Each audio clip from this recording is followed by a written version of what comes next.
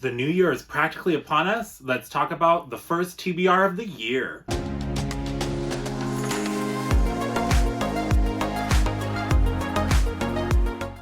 Hi guys, welcome back, bienvenue and all that jazz.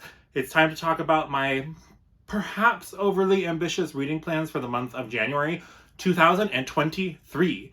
I think there are 11 or 12 books on this list. Some of them are quite chunky, so we'll see, but we are going to try. So first things first, January starts the official start of the Great Cosmere Along with me and Angela from Literature Science Alliance, Stephanie at Miss Richards Reads, and Jessie from The Bookish Mom. We will be starting our Great Cosmere Read Along that's going from 2023 all the way through Stormlight 5 release in 2024. And so in January, we will be reading Secret Project number 1, which is supposed to be Cosmere related somehow. I don't know much because I've been avoiding the spoilers for it. I haven't read the preview material for it, but if you backed the Kickstarter, your ebooks should be available on the 1st of January. And if you did not back the Kickstarter, you can get the ebook on the 10th of January.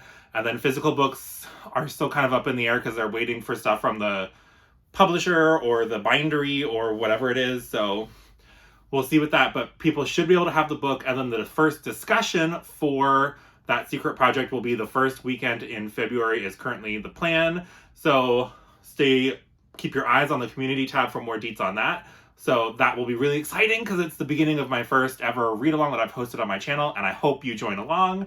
There is Discord channels made for it already on my Discord server, which is linked in the description down below. So if you want kind of more moment-to-moment chats as we're reading throughout the month of January, you'll find them there. And then the big live show discussion will be in February. For the last few months, I've been doing my reread of the Lord of the Rings series.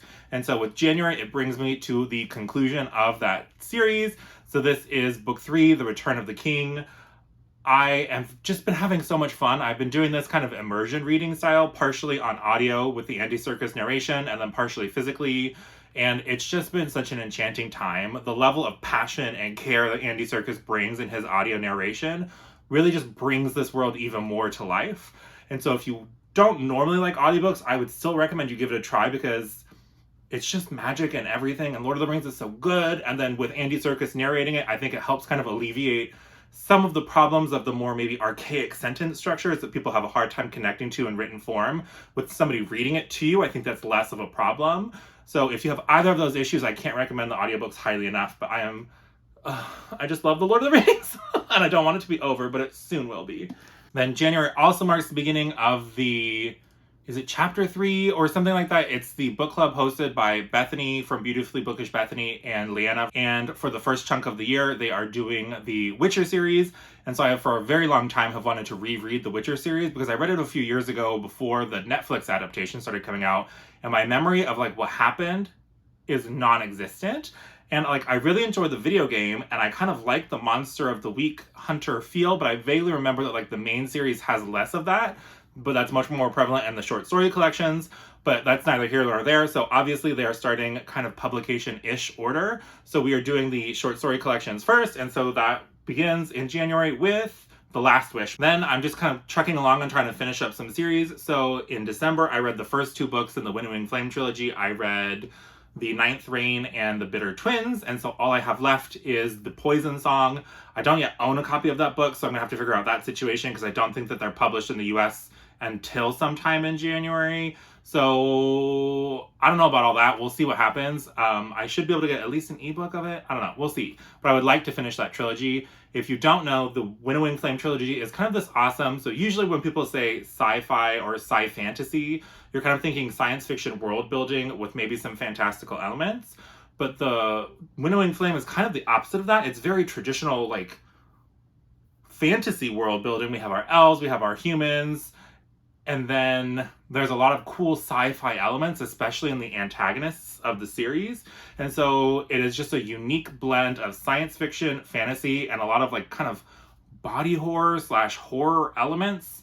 And so if you want the vibes of like, I don't know, Indiana Jones or Tomb Raider meets like the Alien movies, meets Annihilation, meets kind of classic fantasy adventure that's kind of the Ninth Reign in a nutshell for me, and I would highly recommend you check it out. Then I also plan to continue my journey through the realm of the Elderlings, so I would like to get to Ship of Magic by Miss Robin Hobb. That is book 1 in the Live Ship Traders trilogy, which is the second overall trilogy within the larger realm of the Elderlings world. And I hear that maybe this one will be much more my cup of tea. I don't tend to love nautical things or pirates. They just don't speak to me. So I'll be curious to see how I feel about this book, since it's literally about like ships that come alive. Like when enough generations have lived and died on the decks of a ship, it comes alive. So we'll see. I hear it's like very family drama and multi-POV, whereas Farseer was only the one POV. So I don't know. I'm really hopeful because I do like Robin Hobb's characterizations and I like the world and the magic. I think it's all pretty cool. And so I just hope that this is the turning point for me that makes me go from Robin Hobb is good to Robin Hobb is amazing. That is my dream, my goal, my aspiration. Then I've also had this chonker on my shelf for far too long, and I would like to finally get to it. And oh my god, my hand is like... This is Priory of the Orange Tree by Samantha Shannon. There is like a prequel novel coming out, I want to say in February. And it just... I mean, it has the coolest covers with these dragons and stuff on them. I really don't know a whole lot about it. My friend Leanne from the Bookstagram, or formerly from the Bookstagram, now solely on the book Twitter, she loves this book. And so I really wanted to try it. I've owned it for a few years at this point, and it is time. It is time for me to get to this friggin' book. I don't know a whole lot about it. It's just a standalone with that prequel novel and dragons. I don't need to know much more than that. So I love this chunky beast. So then I'd like to get to this book that the publisher kindly sent me a copy of. This is from Penguin, and this is Another Dimension of Us by Mike Albo. This is like a science fiction, queer romance, coming of age. I think that there's like 2 different time points. There's in the past, boy falls in love with boy gets struck by lightning and is now acting very differently. And then in the future, there's a different couple. One of them finds like a self-help book that is actually talking about interdimensional travel, and somehow there's some weird interdimensional shenanigans trying to save boy who no longer acts like boy. So I don't know, it sounds good. It seems like it should be really fast, so I hope that this is great. Then my friend Deshauna was kind enough to send me a copy of Nolyn for the Christmas, and this is book 1 of the Rise and Fall series by Mr. Michael J. Sullivan.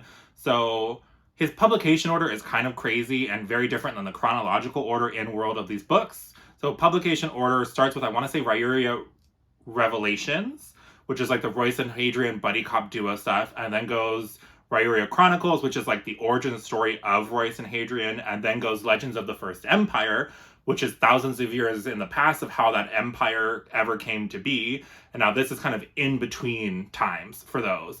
So I don't know much more about it than that. I know that it's great, and I'm just being a rebel and reading these books in in-world chronological order like a maniac. And I've been really enjoying it so far. The Legends of the First Empire is amazing, and I hope that this continues to follow suit. Then the last couple things I have that I would like to get to, if I can squeeze them in, are kind of some arc, like early read type things, so I can give you a better idea of whether or not you should pre-order or jump on these books immediately as they come out. So the first is The Adventures of Amina Al-Sirafi, and I know that Deshauna is the only person that I've seen on the interweb so far screaming about this book from every corner of the West, but I'll be curious how it goes for me. So it seems like it's a fantasy tale with a maybe washed up older protagonist kind of going back on one last adventure. There's a cat, there's nautical shenanigans, which is where I kind of like side eye it, but I know that Deshauna also does not love nautical things. And so we'll see. We'll see. I'm cautiously optimistic. And the other thing that I would like to get to is The Price of Power by Michel. And this is an upcoming indie release coming out in February 6th. I don't know much about it, so I'm going to look up the synopsis real quick. In his absence, war whispers across the land. Power-hungry highborns dispatch spies and assassins to the shadows as they maneuver for the throne, while an even greater threat rises in the south. Monsters and cultists flock to the banners of a mad prophet determined to control reality and then shatter it. Destiny stalks 3 to the brink of oblivion, a dead prince that isn't actually dead. Baradane buried his shameful past in a stupor of drugs, drink, and crime, and now he'd rather watch the world fall apart than wear a crown again. An orphan with hero's blood who is forced to make a harrowing choice, betray her country or sacrifice her first love, and a powerful seer who has no choice at all. her grandson must die. If any of them fails to pay the price, the cost will be the world's complete annihilation. So it seems kind of like maybe almost like a Crash type plotline, right? Where we have all these disparate pieces, and I'm assuming that they're going to link together either in this book or in future books. Who knows? But it sounds like a fun old time, but it is a chunky beast. So I may not get to it till February. We will see. But that is basically it for my TBR, except I do have that new thing now where I asked people to give me some suggestions of books that I should read in 2023. I then put them all into a spreadsheet and did a random number generator in order to pick out 12 of them. And so every month I will choose one from my lovely Lord of the Rings, the musical, The Mug. And so I put the different books in here on slips of paper. And so every month I will just shake, shake, shake like a good bartender. And then we will randomly choose one out of here. And it will be what I get to read. So I don't know if this is a blessing or a curse. So I know that this book is very short. So we have Ogres by Adrian Tchaikovsky will be the 12 by 12 pick for this month. So thank you very much for suggesting this to me. Now I need to figure out how to get my hands on it. Preferably from the library, because I was looking and it's like a novella, but charging full price, which is rude. But that rounds out my TBR for the month. If you have any thoughts, opinions, or anything on the books that you'd like to share with me, or which ones I should maybe prioritize over others if I can't get to all of them, I'd, as always, love to hear from you in the comments. And while you're down there, go ahead and hit that like button. Subscribe if you haven't already for more bookish shenanigans like this from moi. If you want to leave an emoji... Is there a helicopter emoji? Isn't there a helicopter on the cover of Ogres? Leave me some kind of helicopter-ish emoji. Whether that's a fan because there isn't a helicopter, or if there is a helicopter, you get it. But that will do it for today's video. So with that, I will wrap this up, and thank you so much for watching, and I hope you have a great rest of your day. Bye!